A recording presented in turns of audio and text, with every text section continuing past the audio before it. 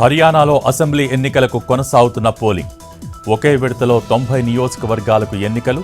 ఈ నెల 8న హర్యానాతో పాటు జమ్మూ కాశ్మీర్ ఎన్నికల ఫలితాలు.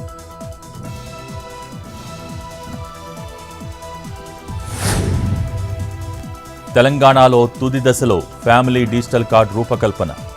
ప్రతి కుటుంబానికి ఓ QR కోడ్. అందరికీ కలిపి ఒక సంఖ్య, విడివిడిగా మరొకటి.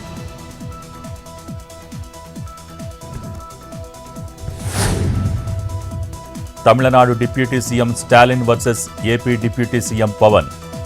సనాతన ధర్మం ఓ వైరస్, నాశనం చేస్తానని ఓ యువనేత అంటున్నాడన్న పవన్.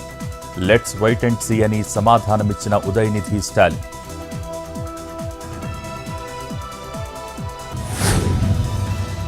తిరుమలలో నేడు రెండో రోజు శ్రీవారి వార్షిక బ్రహ్మోత్సవాలు. రాత్రి 7 గంటలకు హంసవాహనంపై దర్శనమివ్వనున్న శ్రీవారు.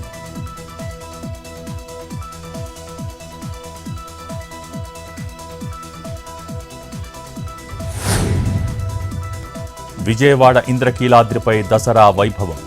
మూడో రోజు అన్నపూర్ణాదేవిగా దుర్గమ్మ దర్శనం. ఉదయం 5 గంటల నుంచే క్యూ లైన్లో వేచి ఉన్న భక్తులు.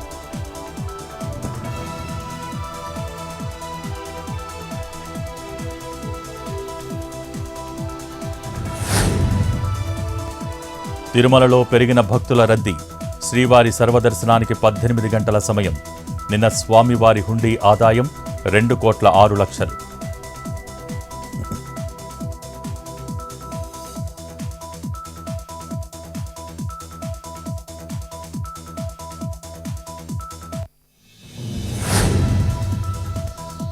డిమాండ్లు నెరవేర్చకపోతే ఆమరణ దీక్షే.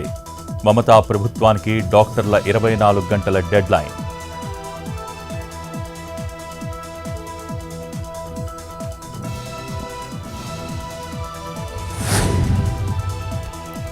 ఉత్తరప్రదేశ్ గోరఖ్పూర్లో భారీ వరదలు. నదుల ఉద్ధృతికి నీట మునిగిన జనావాసాలు.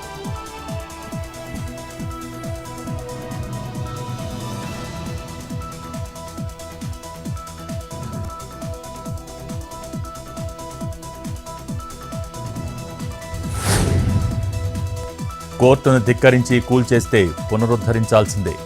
బుల్డోజర్ కూల్చివేతలపై గుజరాత్ సర్కార్కి సుప్రీం హెచ్చరిక.